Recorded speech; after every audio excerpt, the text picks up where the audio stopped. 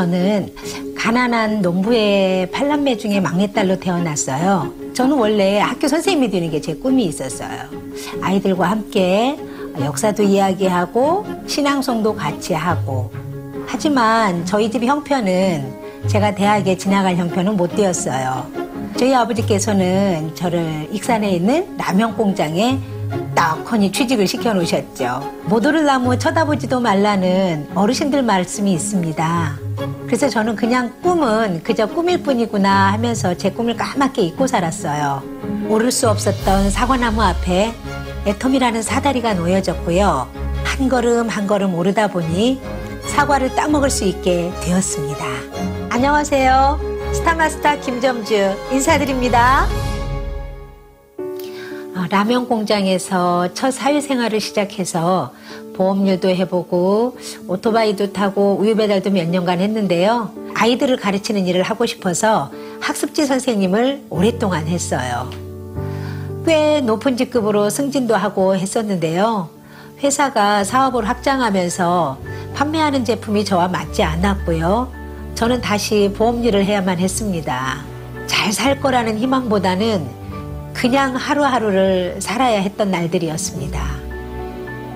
한 번도 상상을 못 해봤던 강의를 석세스 아카데미에서 처음 듣게 되었습니다. 진짜 머리를 한 대에 얻어맞은 듯한 그런 느낌이었어요. 생각을 경영하고 균형 잡힌 삶을 산다라는 것.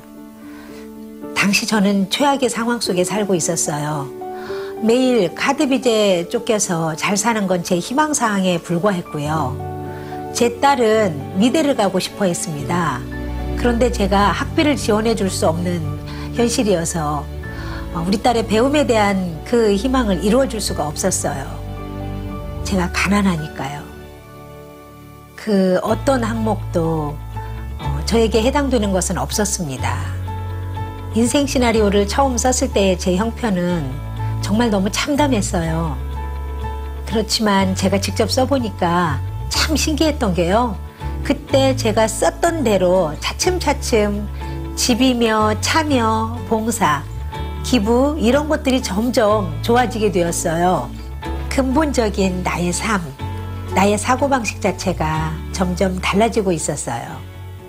애터미를 처음 시작했을 때는 10평짜리 월세방에서 살았었는데요. 3년 뒤에 25평 아파트로 이사했고요.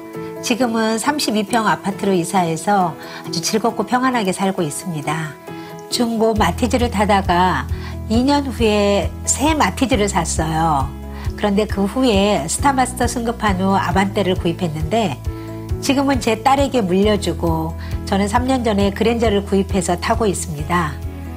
올해는 제네시스로 차를 바꿀 계획입니다. 대학을 졸업하고 직장을 다니던 딸이 제가 보름씩 해외에 다녀오고 봉사활동을 다녀와도 연금성 소득이 꾸준히 발생하는 모습을 보더니 스스로 애터미를 알아보게 되었어요.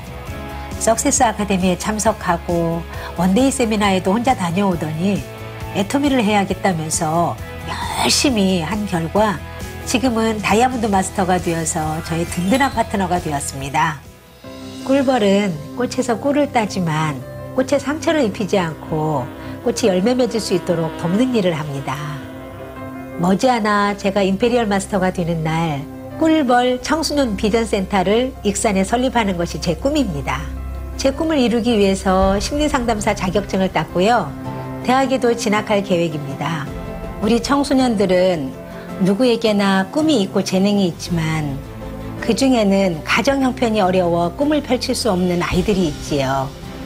그 아이들이 희망을 잃지 않고 꿈과 재능을 펼쳐나갈 수 있도록 후원해주고 싶습니다.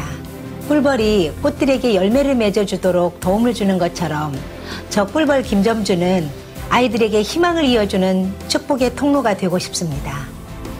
인생 시나리오. 귀찮거나 성가시다는 생각이 들 수도 있습니다. 이거 쓴다고 정말 꿈이 이루어져? 이처럼 대수롭지 않게 여겨질 수도 있습니다. 하지만 절대 그렇지 않습니다. 지금의 성공자들은 모두 인생 시나리오를 통해서 인생에 대한 목표와 방향을 설정했거든요.